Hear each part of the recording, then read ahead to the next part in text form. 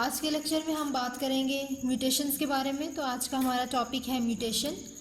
तो हम इसकी सबसे पहले डेफिनेशन देख लेते हैं कि व्हाट इज़ द म्यूटेशन। ठीक है, तो हम देख लेते हैं कि the changes in the genetic makeup of a cell are called mutation. Mutation हम किसको कह रहे हैं? हम कहते हैं म्यूटेशन क्या है कि the changes in the genetic makeup of a cell are called mutation, यानी कि चेंजिंग, तब्दीली आ जाती है। हम अपनी अगर जीन की बात करें या डीएनए की बात करें तो उसमें सडन कोई तब्दीली आ जाती है, हमारे जेनेटिक मटेरियल में कोई तब्दीली आ जाती है, और उसको हम क्या कहते हैं? उसको हम म्यूटेशन कहते हैं। अब टाइप्स ऑफ म्यूटेशन की बात करें तो मेन जो है इसकी दो टाइप्स हैं, पॉइंट म्यूटेशन और फ्रेम शिफ्ट म्यूटेशन। ठीक है, वैसे इसकी क्रोमोसोम के हिसाब से भी इसकी टाइप्स होती हैं। ठीक है, जिसको हम कह रहे होते हैं अकॉर्डिंग टू द क्रोमोसोम। और इसको हम जो है पहले जो हमने लास्ट चैप्टर पढ़ा था उसमें हमने क्रोमोसोम को भी डिस्कस किया था, जिसमें हमने डिलीशन, एडिशन, सब्स्टिट्यूशन, ट्रांसलोकेशन को जो है डिटेल में पढ़ा था। अभी हम बात करेंगे पॉइंट म्यूटेशन की। जैसे यहाँ पे थोड़ा सा ओवरव्यू लेते हैं, उसके बाद इनकी भी आगे जो टाइप्स हैं उनको हम डिस्कस करेंगे। अब पॉइंट म्यूटेशन की अगर बात करें तो हम कहते हैं कि change in nucleotide. Point mutation में क्या होता है, यानी कि हम कह रहे हैं एक न्यूक्लियोटाइड है, उसमें कोई तब्दीली आ जाती है तो वो पॉइंट म्यूटेशन कहलाती है। उसके एक पॉइंट में कोई तब्दीली आ जाती है, इसलिए इसका नाम क्या है? इसका नाम पॉइंट है। अब यहाँ पे जैसे कि GAG, एक हम अमाइनो एसिड की बात कर रहे हैं, GAG, ठीक है, हम कह रहे हैं कि जैसे कि ये एक अलग अमाइनो एसिड है और ये एक इसका अलग अमाइनो एसिड होगा, जबकि ये तीन जो है हम कह रहे हैं कि न्यूक्लियोटाइड है। ठीक है, तो अब यहाँ पे हमने जैसे कि जेनेटिक कोड जो हमने पढ़ा था, ये यानी कि तीन न्यूक्लियोटाइड से जो है मिलके बना हुआ था। ठीक है, या उसको ट्रिपलेट कोड भी बोलते थे। तो यहाँ पे जैसे कि कह रहे हैं कि GAG है। अब इसके एक इस न्यूक्लियोटाइड की बात करें तो इसकी जो एक पॉइंट है उस पर तब्दीली आ गई। पहले GAG था, अब यहाँ पे GUG बन जाएगा। ठीक है, यानी कि उसके एक पॉइंट पे कोई तब्दीली आ जाती है तो इसका कोई और अमाइनो एसिड होगा और इसका फिर कोई और अमाइनो एसिड होगा। इसी तरह जैसे कि ये आपको नज़र आ रही है एक चेन। अब यहाँ पे जैसे कि इसके एक पॉइंट पे, अब ये 1 2 3 4 5 6 7, अब यहाँ पे इसका जो 7 पॉइंट है वहाँ पे क्या हुआ? वहाँ पे तब्दीली आ गई। ठीक है, वहाँ पे G की जगह A आ गया। ठीक है, तो ये एक पॉइंट पे तब्दीली हो गई कि हम कह रहे हैं change in only one base pair. उसके सिर्फ एक बेस पेयर, एक न्यूक्लियोटाइड की अगर हम बात करें तो उसके सिर्फ एक बेस पेयर पे जो तब्दीली आती है उसको पॉइंट म्यूटेशन बोलते हैं। उसके बाद फ्रेम शिफ्ट म्यूटेशन भी होती है। इसमें अब फ्रेम शिफ्ट म्यूटेशन जो है इसको भी हम डिस्कस करेंगे थोड़ी देर बाद, जो है इसको डिटेल में देखेंगे। जैसे कि GAG हमारे पास है, ये हम कह रहे हैं क्या है? ग्लूटामेट है, यानी कि तीनों ग्लूटामेट होते हैं। यहाँ पर एक G जो है वो ऐड हो गया, इसके दरमियान जो आपको ग्रीन नज़र आ रहा है ये G हम कह रहे हैं कि ऐड हो गया है। ठीक है, तो अब यहाँ पे क्या होगा? ये जो लास्ट टू फिर हमारे पास बनेंगे अमाइनो एसिड वो तब्दील हो जाएंगे। इस G के ऐड होने से पहले ग्लूटामेट था तो अब यहाँ पे ग्लाइसिन और ग्लाइसिन बन जाएंगे, तो यही फ्रेम शिफ्ट म्यूटेशन कहलाती है। ठीक है, तो ये देखें ये क्या है? ये फ्रेम शिफ्ट म्यूटेशन हो गई। अब हम आगे देख लेते हैं पॉइंट म्यूटेशन।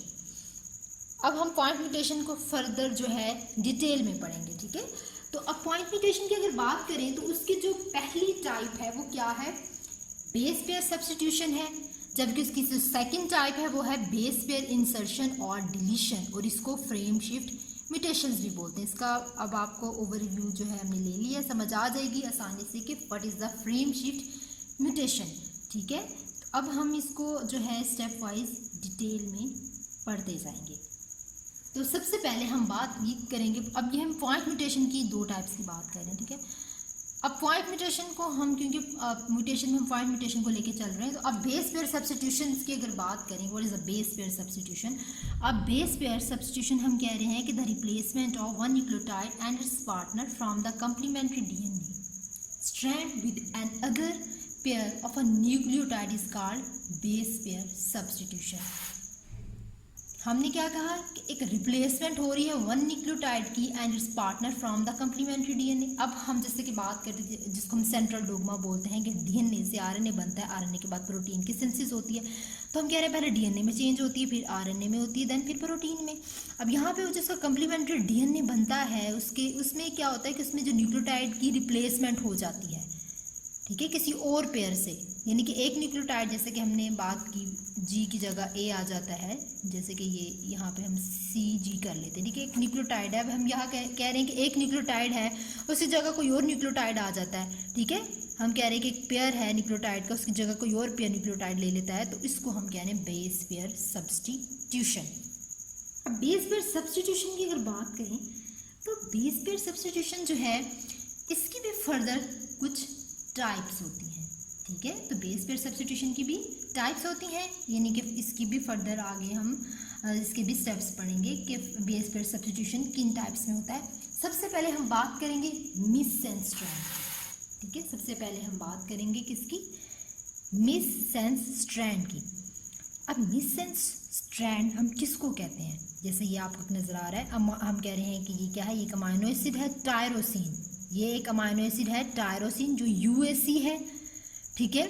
अब यहाँ पे इसकी क्या होगा, ये जो यूएसी टायरोसिन है ये तब्दील हो जाएगा इनटू सीरीन, इसके यहाँ पर चेंजिंग आई, ए की जगह सी आ गया, तो पहले टायरोसिन था तो बाद में क्या बन गया, सीरीन बन गया, यानी कि न्यू सेंस कम। पहले टायरोसिन था, अब एक और जो है अमाइनो एसिड बन गया, इनके टोटली डिफरेंट जो है वो चीज़ बन जाती है, एक डिफरेंट सेंस होती है, न्यू सेंस बन जाती है, तो इसको हम कहते हैं कि ये क्या है, ये मिस सेंस होती है, ठीक है। तो हम कहते हैं इसकी अगर डेफिनेशन अगर पढ़ लें कि in this case altered codons still code for amino acid and this makes sense but these sense may not be the right sense, ठीक है। तो अब सेंस तो बनती है लेकिन ये जो सेंस है वो हम कह रहे हैं राइट नहीं है, क्योंकि पहले टायरोसिन था फिर बाद में वो सीरीन बन जाता है। इसके अलावा इसकी एक और हम एग्जांपल देख लेते हैं, जैसे कि ये CAT है, ये CAT है और ये CAT है, ठीक है। अब यहाँ पे क्या होगा, CAT यहाँ पे A की जगह C आ गया, हम कह रहे हैं बेस पेयर की रिप्लेसमेंट हो रही है, ठीक है। यहाँ पे CAT था, अब ये जो है वो तब्दीली हो गई, पहले ये क्या था, ये हिस्टिडीन था, हिस्टिडीन थे ये, ठीक है, ये क्या थे, ये हिस्टिडीन थे। अब यहाँ पे जब बेस पेयर में तब्दीली आ गई, C बन गया, ठीक है, तो ये क्या बन गया अमाइनो एसिड, ये प्रोलीन बन गया, तो ये मिस सेंस हो गया, ठीक है, कि उसकी अब इसकी कोई सेंस नहीं है, ये सेंस जो है वो राइट नहीं है, पहले ये राइट थी लेकिन अब ये सेंस हम कह रहे हैं राइट नहीं है, इसको मिस सेंस कहेंगे कि हिस्टिडीन अब दरमियान में क्योंकि तब्दीली आ गई, इसको हम कहेंगे प्रोलीन बन गया, ठीक है। अब मिस सेंस स्ट्रैंड की भी फर्दर दो टाइप्स होती हैं। सबसे पहले हम कहेंगे कि क्या है, harmless missense mutation, then lethal missense mutation. अब ये नाम से ही पता चल रहा है हार्मलेस, कि जो हार्मलेस होगी। अब यहाँ पे कहा है कि कुछ substitutions mutations have no effect on the protein code.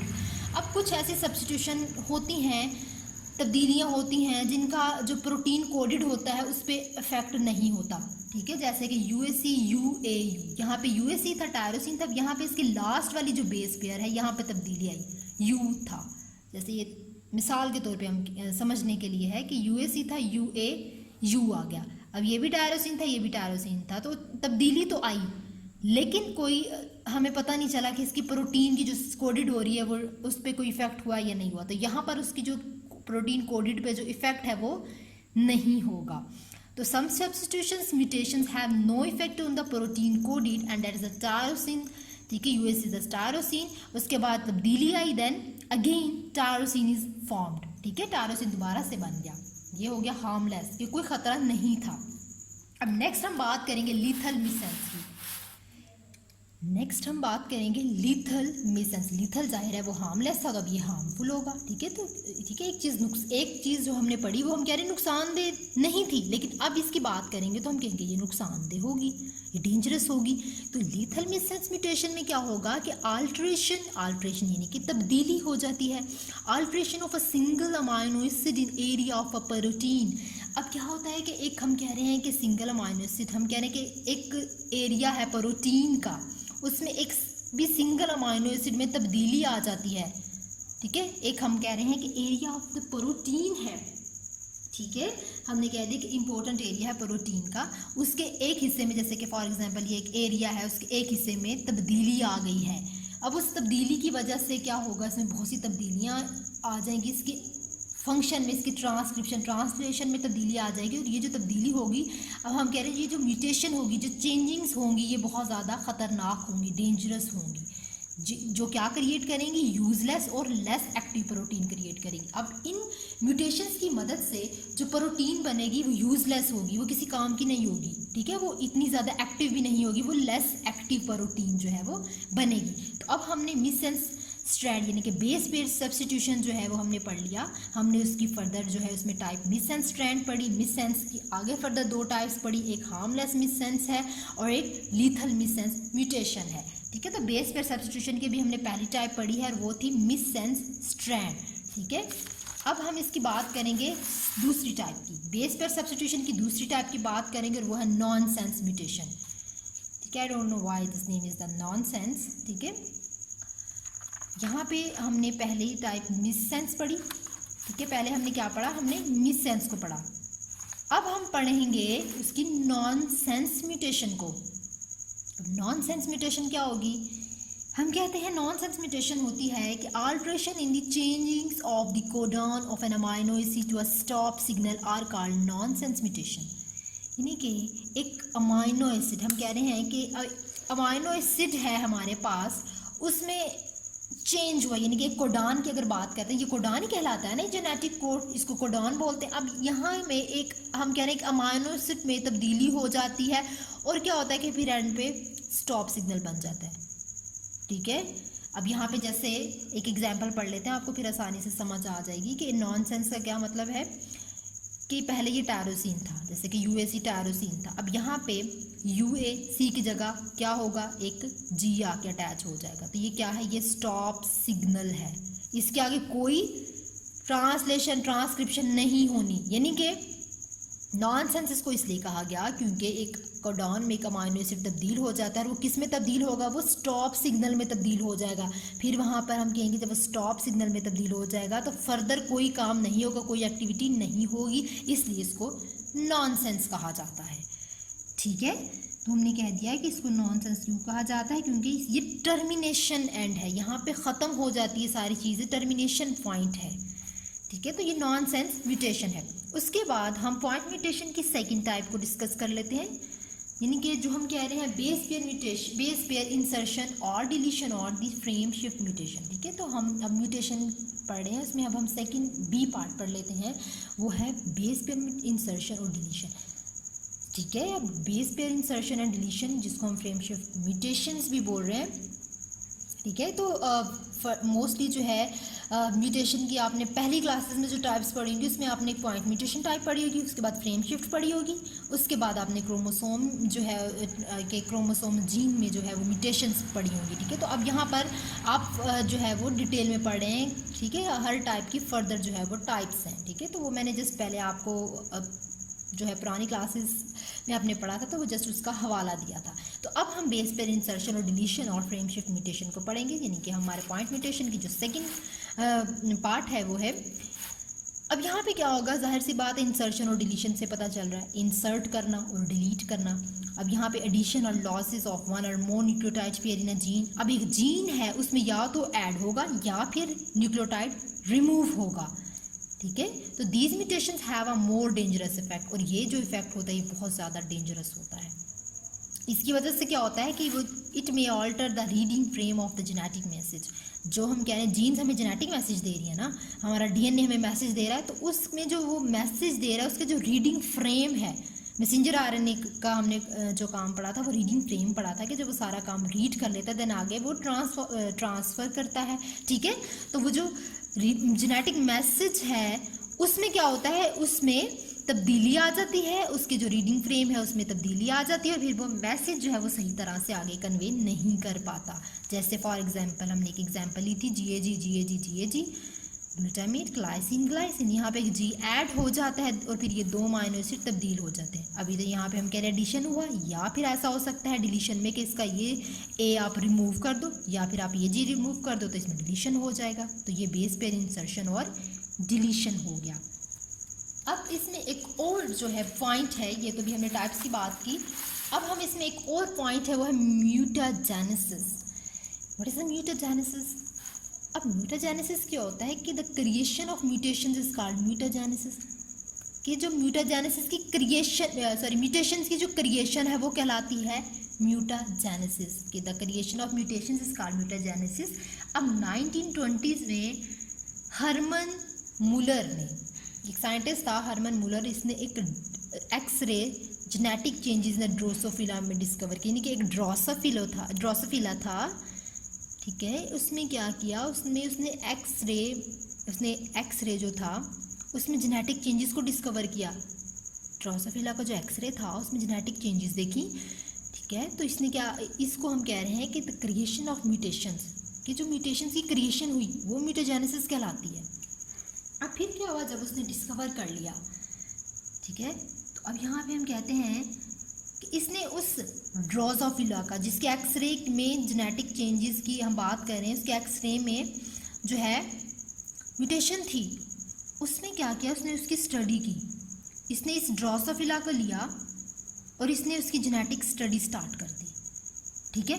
उसके बाद जब इसने देखा कि उसमें dangerous aspect of his discovery, he studied a dangerous aspect of the study, ठीक है। उसने बहुत ज़्यादा डेंजरस चीज़ें देखी। इसने देखा कि उसमें एक्सरे और बहुत सारी दूसरी रेडिएशन जो थी, उन्होंने उसमें बहुत ज़्यादा लीथल इफेक्ट किया हुआ था, ठीक है। उसने बहुत ज़्यादा जो है लीथल इफेक्ट किया हुआ था, बहुत ज़्यादा उसको हार्म किया हुआ था उसके एक्सरे ने, और दूसरी जो फर्दर उसमें तब्दीलियाँ थी।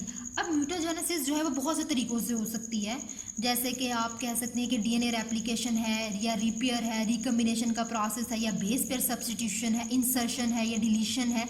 और इन सब की वजह से जो तब्दीलियाँ आती हैं, ये जितने भी मैंने नाम लिए, इन सब की वजह से जो तब्दीलियाँ आती हैं उसको कहा जाता है स्पॉन्टेनियस म्यूटेशन, ठीक है। यानी कि दोबारा मैं बोल देती हूँ कि म्यूटाजेनेसिस बहुत से तरीक़ों से हो सकता है, जैसे कि डीएनए रेप्लिकेशन, या फिर रिपेयर या रिकम्बिनेशन, या फिर बेस पर सब्स्टिट्यूशन, इंसर्शन हो सकता है, डिलीशन हो सकता है। इन सब की वजह से जो एरर आता है उसको हम कहते हैं स्पॉन्टेनियस म्यूटेशन। अब ये तो म्यूटाजेनेसिस था कि इसमें ड्रोसोफिला की स्टडी की, जेनेटिक स्टडी की, उसने फिर देखा कि उसमें एक्सरे और बहुत से डिफरेंट जो चीज़ें हैं उन्होंने उसमें बहुत ज़्यादा उसको नुकसान पहुंचाया हुआ था, ठीक है। तो इसको हम म्यूटाजेनेसिस कहते हैं।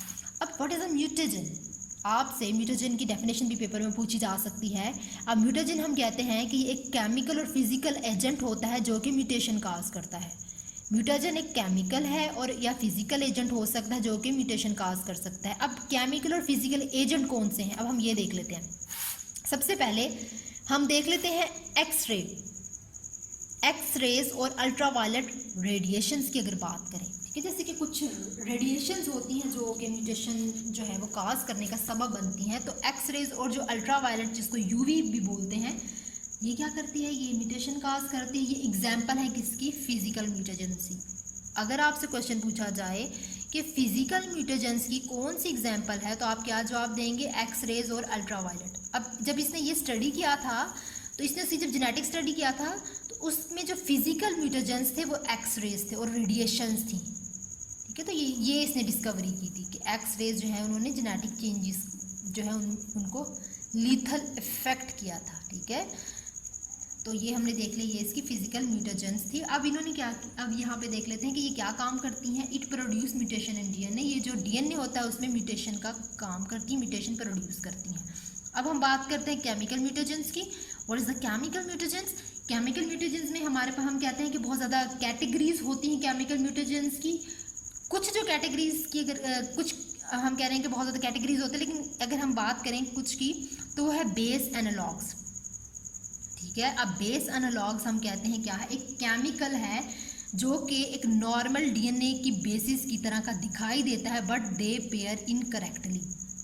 अब यहाँ पे केमिकल म्यूटेजेंस की अगर बात करते हैं, तो केमिकल म्यूटेजेंस में हमारे पास जो इसकी बहुत ज़्यादा कैटेगरीज हैं, लेकिन अगर कुछ की बात करें तो वो बेस एनालॉग्स हैं। और बेस एनालॉग्स जो होती हैं वो केमिकल्स होते हैं जो कि नॉर्मल डीएनए की बेसिस होती है, उस जैसे ही होते हैं, लेकिन ये उसी की तरह पेयर नहीं कर सकते, पेयर इनकरेक्टली।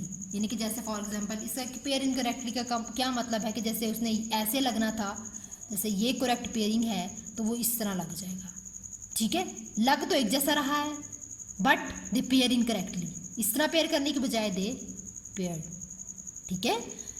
तो ये हम कह रहे हैं बेस एनालॉग्स, ठीक है। तो बेस एनालॉग जैसे कि डीएनए बेसिस की बात करें, जैसे कि हम कहते हैं एडेनिन है, साइटोसिन है, ग्वानिन, थाइमिन, इसकी तरह के ही हमें नज़र आते हैं, बट वो क्या काम करते हैं, वो करेक्टली उसके साथ पेयरिंग नहीं कर सकते, जिसकी वजह से जो डीएनए रेप्लिकेशन है, ये ट्रांसक्रिप्शन ऑफ जीन्स है, वो इफेक्ट करती है। इन सारी तब्दीलियों की वजह से जो डीएनए रेप्लिकेशन और जो ट्रांसक्रिप्शन ऑफ जीन है वो इफेक्ट करना शुरू हो जाती है। तो आज के लेक्चर में हमने म्यूटेशन और उसकी जो पॉइंट म्यूटेशन टाइप है उसको डिटेल में स्टडी किया है। उसके अलावा हमने म्यूटाजेनेसिस को डिस्कस किया है और हमने फिजिकल और केमिकल जो एजेंट्स हैं जो म्यूटेशन काज करते हैं उनको भी स्टडी किया है।